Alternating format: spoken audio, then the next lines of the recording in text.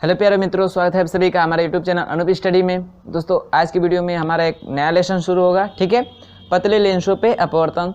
तो नए लेसन शुरू करने से पहले आप सभी को हमारे यूट्यूब चैनल अनूप स्टडी की तरफ से होली की ढेर सारी शुभकामनाएं, ठीक है।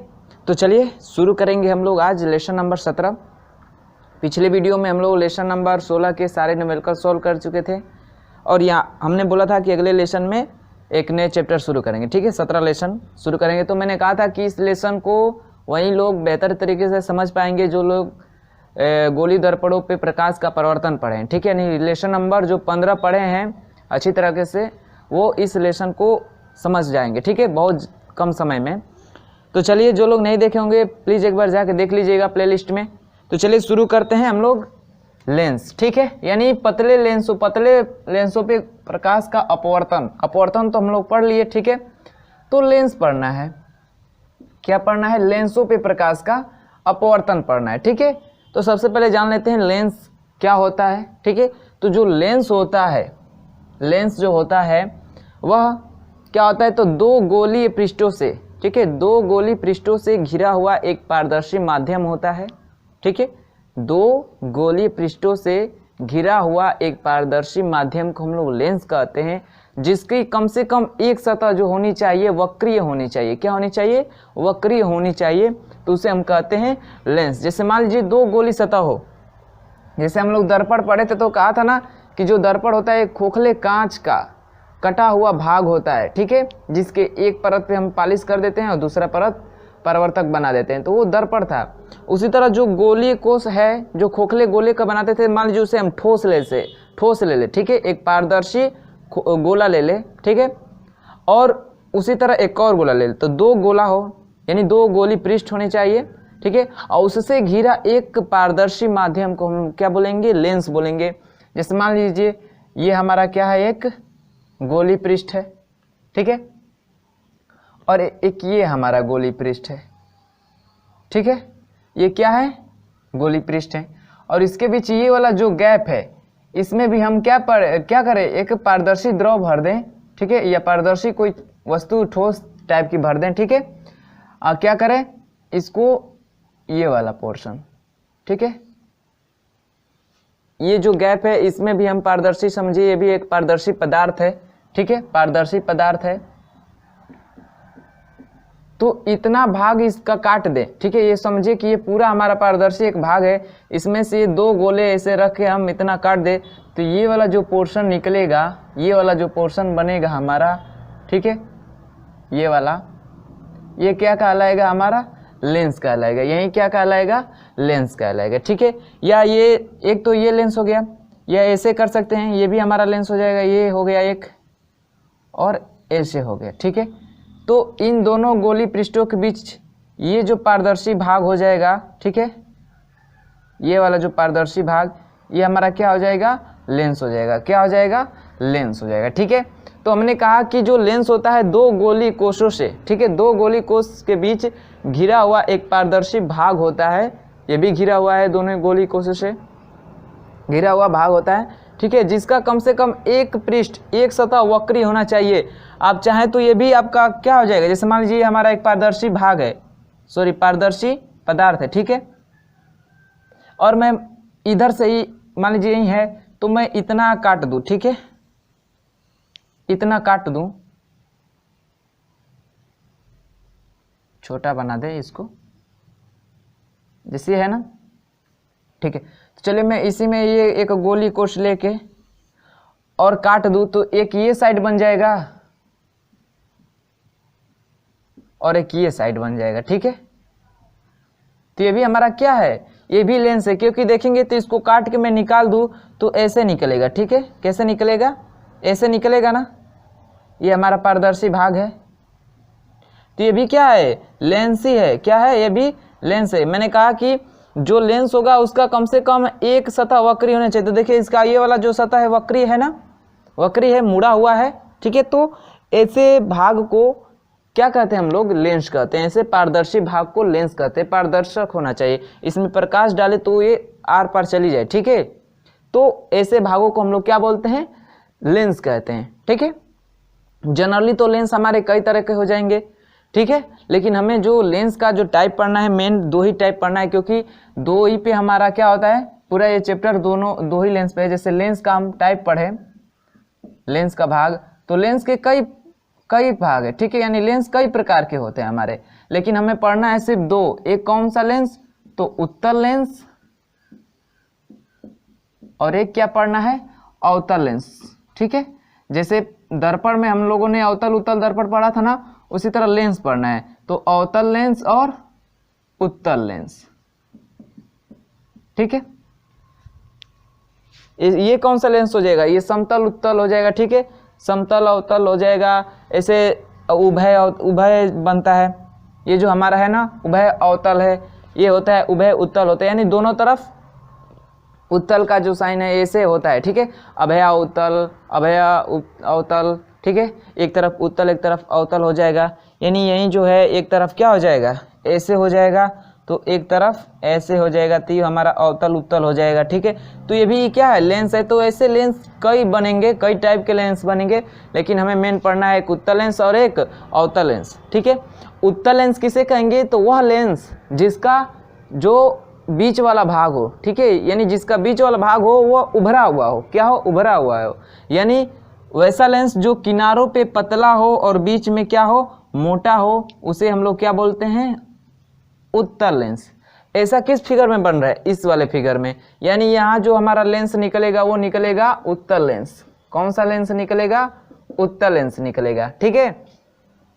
और अवतल लेंस किसे कहते हैं, तो जो किनारों पे मोटा हो और बीच में क्या हो, पतला हो, किनारों पे मोटा हो और बीच में पतला हो, तो उस लेंस को हम लोग कहेंगे अवतल लेंस। कैसे, कौन सा लेंस कहेंगे, अवतल लेंस। ये सा लेंस किस में निकल रहा है, इस वाले फिगर में निकल रहा है, तो ये हमारा क्या है, अवतल लेंस है। क्या है, अवतल लेंस है। बात समझ में आई है।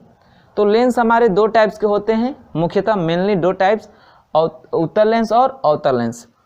उत्तल लेंस किसे कहेंगे, तो जो किनारों पे पतला हो, ठीक हो, ये जो किनारों पे क्या हो, पतला हो और बीच में क्या हो, मोटा हो, बीच में क्या हो, मोटा हो, तो उसे कहते हैं अवतल लेंस। और जो बीच में पतला होता है और किनारों पे क्या होता है, मोटा होता है, उसे क्या बोलते हैं हम लोग, अवतल लेंस बोलते हैं। क्या बोलते हैं, अवतल लेंस, ठीक है। ये जो उत्तल लेंस होता है इसे हम अभिसारी लेंस भी कहते हैं। क्या कहते हैं इसको, अभिसारी लेंस भी कहते हैं। अभिसारी लेंस क्यों कहते हैं अभिसारी लेंस, क्योंकि ये जो जितनी इस पे समांतर किरणें डालेंगे, यानी उत्तल लेंस पे पड़ने वाली जो जितनी भी किरणें होती है, समांतर किरणें, वो क्या करता है, उनको एक जगह एकत्रित कर देता है। क्या करता है, एक जगह एकत्रित करता है। जैसे मान लीजिए हमारा ये है ना उत्तल लेंस, इस पे जितनी किरणें डालेंगे समांतर, ठीक है, वो उन सबको क्या करेगा, एक जगह क्या करेगा, एकत्रित कर देगा। क्या करेगा, एक जगह एकत्रित कर देगा। इसलिए क्या करते हैं, इसे अभिसारी लेंस कहते हैं। और जो अवतल लेंस होता है इसे अपसारी लेंस कहते हैं। क्या कहते हैं, अपसारी लेंस, यानी किरणों को फैला देता है ये अपसारी लेंस। यानी इस पे जो समांतर किरणें डालेंगे जितनी भी, ठीक है, इस पे जितनी भी किरणें समांतर डालेंगे, ठीक है, ये क्या करेगा, इनको फैला देगा। क्या करेगा, फैला देगा ऐसे। तो इसको बोलते हैं हम लोग क्या, अपसारी लेंस, यानी ये किरणों को फैलाता है और ये क्या करता है, किरणों को एकत्रित करता है। क्या करता है, किरणों को एकत्रित करता है। बात समझ में आई है। चलिए, और मेनली ये होता है लेंस में कि जिधर मोटा होगा लेंस उधर ही किरणें झुकती हैं। क्या होती हैं, उधर ही किरणें झुकती हैं। तो जाहिर सी बात है उत्तल लेंस में क्या होता है, बीच में मोटा होता है, तो अब किरण डालेंगे तो क्या होंगी, बीच की तरफ, यानी वो क्या करेंगी, बीच में, यानी अंदर की तरफ झुकेंगे। ठीक है, ये जो अवतल लेंस होता है ये बाहर की तरफ मोटा होता है, तो इसमें जो किरणें डालेंगे वो मोटे की तरफ झुकती है ना, तो मोटा इधर है इसलिए ये मोटे की तरफ झुकती है, यानी इसलिए क्या करती हैं, फैलती हैं। ठीक है, तो अवतल लेंस को अभिसारी लेंस कहते हैं और उत्तल लेंस को अभिसारी लेंस कहते हैं। अपसारी लेंस और अभिसारी लेंस, बात समझ में है। तो आपसे ऐसे भी कर सकता है क्वेश्चन ऑप्शनल में कि जो उत्तल लेंस होता है, ठीक है, वह होता है अपसारी अभिसारी, अपसारी अभिसारी दोनों या इनमें से कोई नहीं, तो क्या होता है, उत्तल लेंस हमारा अभिसारी लेंस होता है। ठीक है, या पूछ दे कि अवतल लेंस को कहते हैं, ऑप्शन दे दे अपसारी लेंस, अभिसारी लेंस, ठीक है, और ऐसे और एग्जांपल दे दे तो कौन सा मारेंगे, अपसारी लेंस। ठीक है, बात समझ में आई है ना। चलिएगा, और बात कर रहे थे इसमें भी, जो जैसे हम लोग पढ़ रहे थे दर्पण पढ़े थे, तो उसमें भी मुख्य अक्ष था, फोकस दूरी थी, वक्रता केंद्र, फोकस बिंदु। ठीक है, और क्या था, सब ऐसे होता है ना, जितना ध्रुव होता है तो वैसे भी इस लेंस में भी होता है। ठीक है, तो उसको भी देख लेते हैं, और उसके बाद से चिन्ह प्रपाटी नियम समझते हैं। और इसका जो प्रतिबिंब का बनना है वो भी मैं बता दे रहा हूँ आप लोगों को। ठीक है, एकदम सिंपल है, जो दर्पण पढ़ा है सेम, बस इसमें कंडीशन थोड़ी सी उल्टा हो जाती है। ठीक है, मैं बताऊंगा कौन सा क्या उल्टा होता है, तो इतना नोट कर लीजिएगा आप लोग, समझ में आया इतना। ठीक है ना, चलिए आगे देखते हैं हम लोग।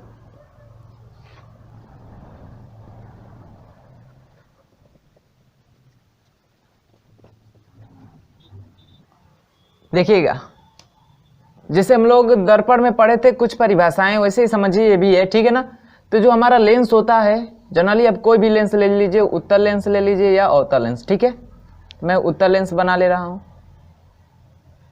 ठीक है, चलिए, तो जो जिस तरह लेंस दर्पण का जो बीच वाला भाग था उसे हम लोग क्या बोलते थे, ध्रुव बोलते थे। उसी तरह यहाँ पे जो हमारा जो दर्पण का जो लेंस का सेंटर पॉइंट होता है, यानी यहाँ से यहाँ तक ये जो मध्य बिंदु है, ठीक है, मध्य बिंदु है, इसे हम लोग बोलते हैं प्रकाशिक केंद्र। क्या बोलते हैं, प्रकाशिक केंद्र बोलते हैं। क्या बोलते हैं, प्रकाशिक केंद्र कहते हैं। ठीक है, प्रकाशिक केंद्र। और एक बात ध्यान रखिएगा, इस प्रकाशिक केंद्र पर जो पड़ने वाली किरण होगी, आप जैसे भी डालिए, ऐसे डालेंगे प्रकाशिक केंद्र पर तो ऐसे निकल जाते हैं उसके, यानी उसका अपवर्तन नहीं होता। अपवर्तन होता है लेकिन वो अपने मार्ग से विचलित नहीं होती है। ठीक है, अपने मार्ग से विचलित नहीं होगी, जैसे डालेंगे वो ऐसी वो किरण क्या हो जाएगी, आपके सीधी निकल जाएगी, उसका विचलन थोड़ा भी नहीं होगा। ठीक है, चलिएगा, ठीक है, तो ये प्रकाशिक केंद्र समझ गए, इसको मिला दे रहे हैं से। ठीक है, तो यही जो इन दोनों का जो मध्य बिंदु होता है उसी को हम लोग क्या बोलते हैं, प्रकाशिक केंद्र बोलते हैं। ठीक है, ये जो लेंस है ये दो गोलीय पृष्ठ से बना है, दो गोलीय पृष्ठ से बना है, तो दोनों की क्या होगी, त्रिज्या होगी ना, क्या होगी, त्रिज्या होगी। ठीक है, या इसका केंद्र होगा। ठीक है ना, तो मान लीजिए ये जो गोली कोष है ये वाला, तो ये ऐसे बना होगा, ऐसे इसको आगे बढ़ाएं तो ऐसे ये गोला होगा। ठीक है, और इस वाले को बनाए तो ऐसे आएगा। ठीक है, तो ये जो दोनों गोली पृष्ठ है इसका भाई केंद्र तो होगा। कोई भी जब गोला खींचते हैं, ठीक है, या वृत्त खींचते हैं तो क्या होता है, उसका एक केंद्र होता है। क्या होता है, वो एक केंद्र होता है उसका। तो मान लीजिए इसका केंद्र क्या है, यहाँ पे है। ठीक है, इसका केंद्र यहाँ पे है और इसका केंद्र कहाँ पे है, यहाँ पे है, मान लेते हैं। ठीक है, मान लेते हैं केंद्र है। तो ये जो केंद्र है,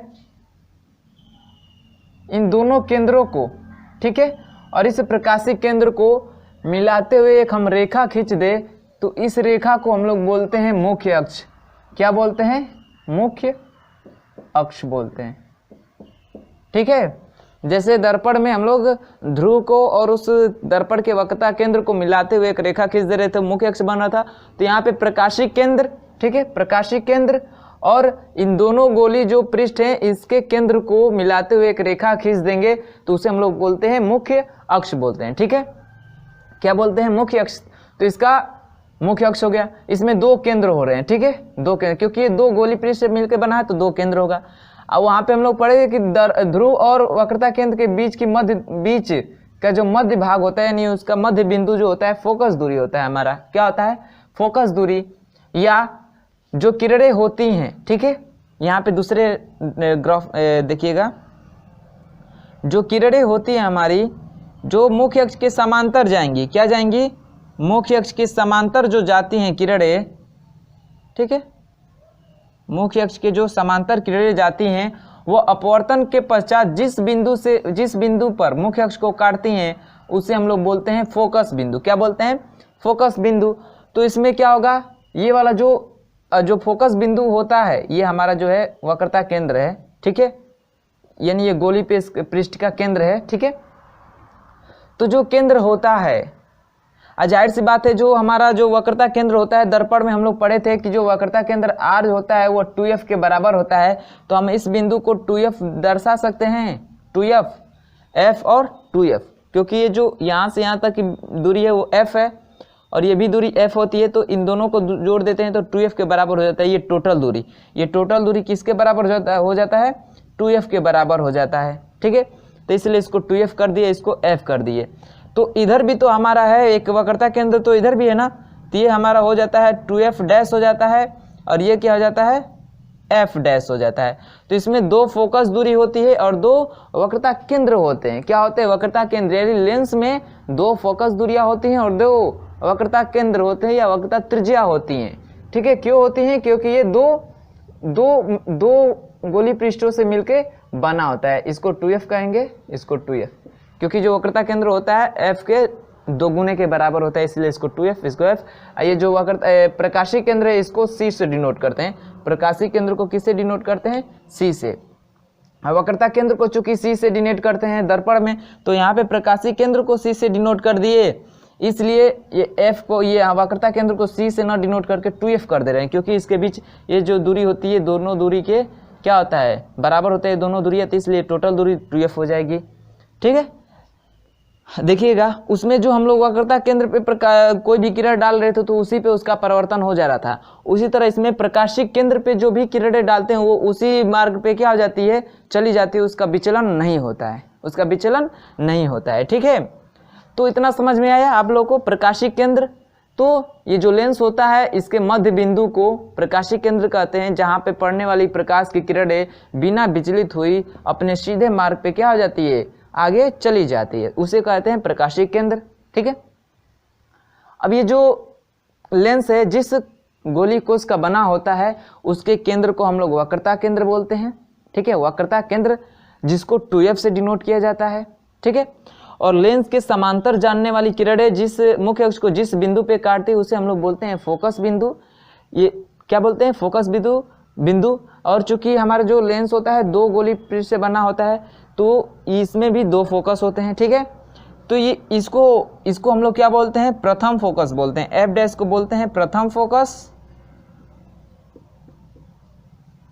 और f को बोलते हैं द्वितीय फोकस। क्या बोलते हैं? द्वितीय फोकस। जो द्वितीय फोकस होता है उसी को हम लोग बोलते हैं मुख्य फोकस। क्या होता है? हमारा मुख्य फोकस होता है, मुख्य फोकस, यानी द्वितीय फोकस को ही मुख्य फोकस कहते हैं। बात करें मुख्य अक्ष की तो प्रकाशीय केंद्र और वक्रता केंद्र। ठीक है, इससे होकर जाने वाली जो जाने वाली रेखा है उससे इन तीनों को मिलाते हुए, ठीक है, फोकस बिंदु को, वक्रता केंद्र को और प्रकाशीय केंद्र को मिलाने वाली जो रेखा होती है उसे हम लोग बोलते हैं मुख्य अक्ष बोलते हैं। ठीक है, सेम डिफिनेशन जैसे दर्पण में प्रकाशीय केंद्र और फोकस, मुख्य फोकस या द्वितीय फोकस के बीच की दूरी को क्या बोलेंगे? इस दूरी को क्या बोलेंगे? फोकस दूरी बोलेंगे, फोकस दूरी। ठीक है, सेम कंडीशन वही है। बात समझ में आई है? तो ये रहा, इतना तो जनरली आप सबको पता है। दर्पण में हमने पढ़ा था कि जो कहा था ना कि ये हम लोग पढ़े भी थे कि जो हम लोग दर्पण में यूज़ करते हैं जो डिफिनीशन, जो फार्मूले थोड़ा मोड़ा बस चेंजेस होते हैं, तो सेम वही है। ठीक है, सेम वही है। बात समझ में आई है? चलिएगा, तो हम लोग पढ़ लेते हैं लेंसों द्वारा प्रतिबिंब का बनना।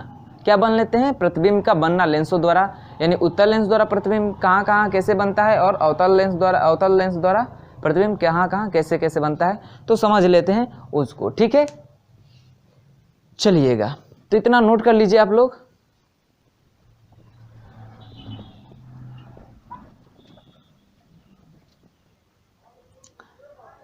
एक बात मैंने बताना भूल गया इसमें कि जो मान लीजिए हमारा फोकस क्या है, दोनों तरफ फोकस है लेंस के। ठीक है, ये जो हमारा लेंस है इसके दोनों साइड क्या है? फोकस है, यानी एक इधर भी फोकस है और एक इधर भी फोकस है। ठीक है, तो ये भी हमारी फोकस दूरी हुई और ये भी हमारी क्या हुई? फोकस दूरी हुई। तो जब दोनों की तरफ सेम माध्यम होता है, जैसे मान लीजिए इधर भी वायु है और इधर भी वायु है, तो इसकी जो फोकस दूरी होनी, यानी जो f डैश होगा वो f के क्या होगा? बराबर होगा। ठीक है, यानी ये जो दूरी होगी इस दूरी के बराबर होगी। यहीं पे यदि ये दूरी क्या हो जाए, एक यदि चेंज हो जाए, क्या हो जाए, चेंज हो जाए, माध्यम चेंज हो जाए, जैसे ये वायु हो जाए और ये क्या हो जाए, जल हो जाए, तब क्या होगा, फोकस पे क्या प्रभाव पड़ेगा, ठीक है। यानी ये हो गया हमारा एफ डैश और ये हो गया एफ, क्या प्रभाव पड़ता है, तो जो एफ डैश होता है वो लेस देन होता है एफ के, यानी जब लेंस को जल में डाल देते हैं तो उसकी फोकस दूरी क्या हो जाती है, बढ़ जाती है, क्या हो जाती है, बढ़ जाती है, ठीक है।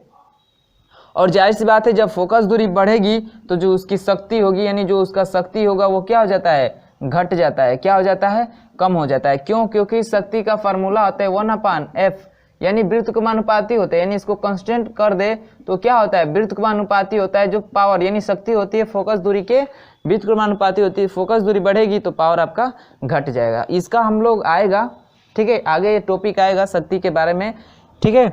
यानी जो लेंस की क्षमता होती है, शक्ति होती है, उसको हम पढ़ेंगे आगे, ठीक है। तो यहाँ पे भी मैंने बता दिया कि जब लेंस को जल में डालते हैं, ठीक है, तो उसकी फोकस दूरी क्या हो जाती है, बढ़ जाती है। यदि दोनों तरफ जल रहेगा तो दोनों फोकस दूरी क्या होंगी, बराबर होगी, यानी दोनों तरफ एक माध्यम हो तो फोकस दूरी क्या होती है, दोनों बराबर होती है, ठीक है। इसके द्वितीय फोकस को हम लोग मुख्य फोकस मानते हैं। बात समझ में आई है ना। चलिएगा अब पढ़ते हैं हम लोग प्रतिबिंब का बनना। क्या पढ़ते हैं प्रतिबिंब का बनना। तो सेम है, ठीक है, बस क्या चेंज हो जाता है, देखिएगा ये हमारा उत्तल है, उत्तल लेंस, और ये हमारा है अवतल लेंस, अवतल लेंस। समझिएगा जितने लोग दर्पण पढ़े हैं, ठीक है, उसमें मैंने प्रतिबिंब का बनना बता दिया है दोनों दर्पणों द्वारा। तो सेम इसका अपोजिट होता है यहाँ पे, ठीक है, क्या होता है यहाँ पे, यानी उत्तल लेंस का जब प्रतिबिंब का बनना पढ़ेंगे, ठीक है, तो पहली कंडीशन जो चिन्ह परिपाटी का नियम होता है, चिन्ह परिपाटी का नियम,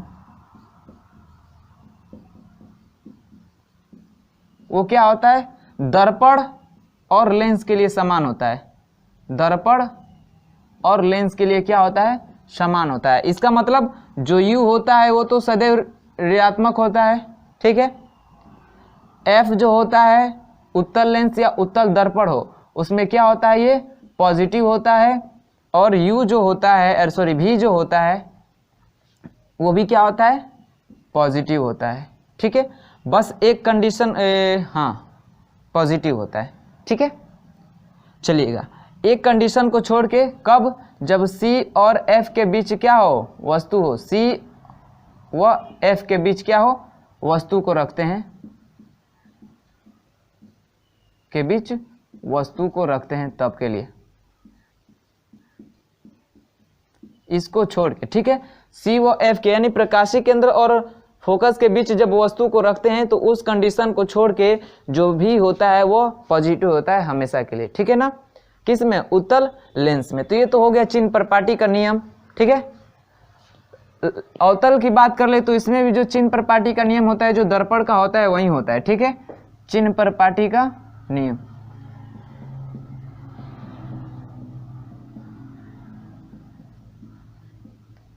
अवतल लेंस में क्या होता है कि जो हमारा अवतल दर्पण कहें या अवतल लेंस कहें, जो इसमें U होता है, U तो सबके लिए हमेशा क्या होता है, ऋणात्मक होता है, ठीक है।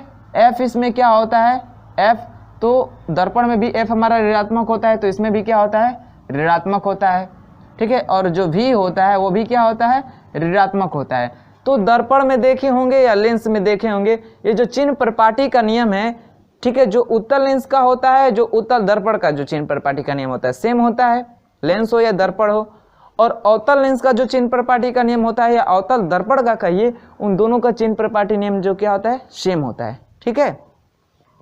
बात करें प्रतिबिंब के बनने की, तो इसमें जो प्रतिबिंब बनेगा, उत्तल लेंस में जो प्रतिबिंब बनता है अवतल दर्पण की तरह बनता है, अवतल दर्पण की तरह,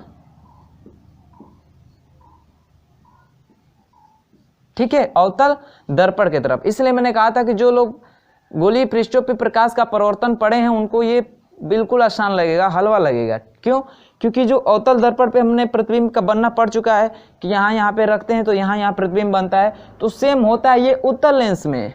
क्या होता है, अवतल दर्पण का जो प्रतिबिंब का बनना होता है वो उत्तल लेंस में हो जाता है, और जो उत्तल लेंस में प्रतिबिंब का बनना है वो क्या, अरे सॉरी, अवतल लेंस में जो प्रतिबिंब का बनना है वह उत्तल दर्पण पे, उत्तल दर्पण की तरह हो जाता है।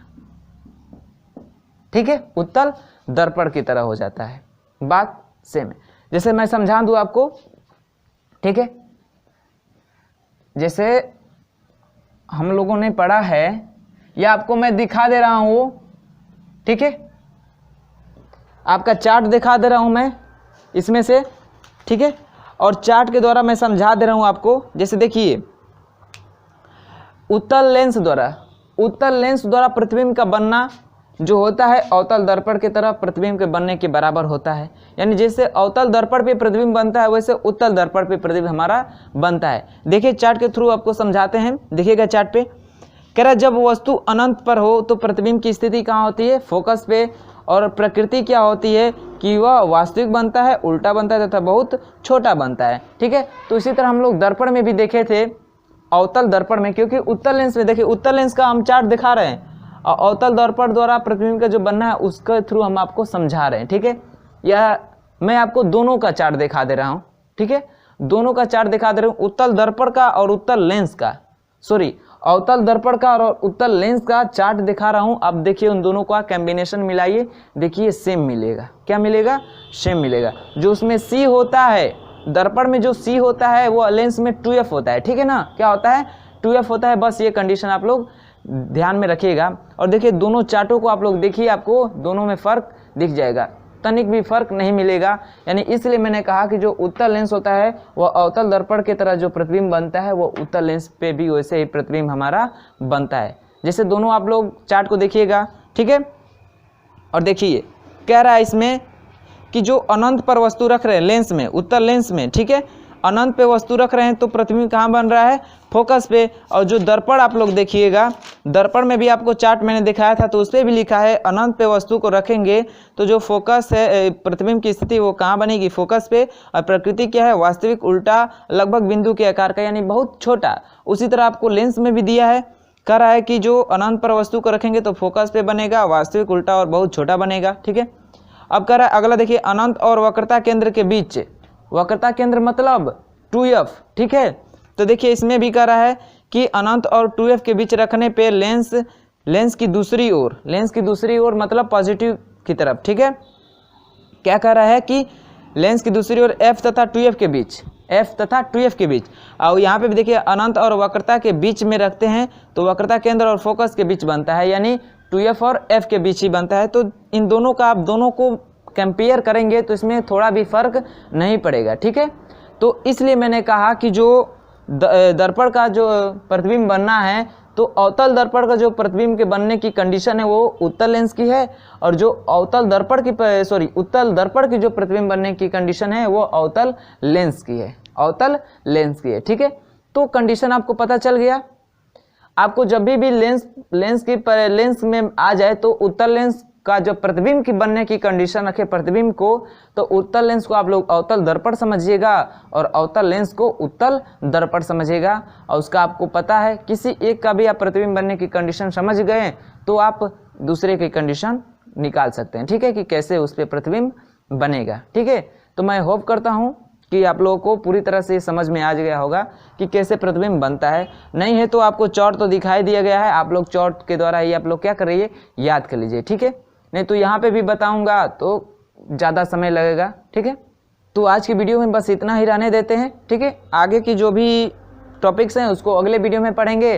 ठीक है ना, तो चलिए मिलते हैं अगले वीडियो में, तब तक के लिए बाय बाय, धन्यवाद।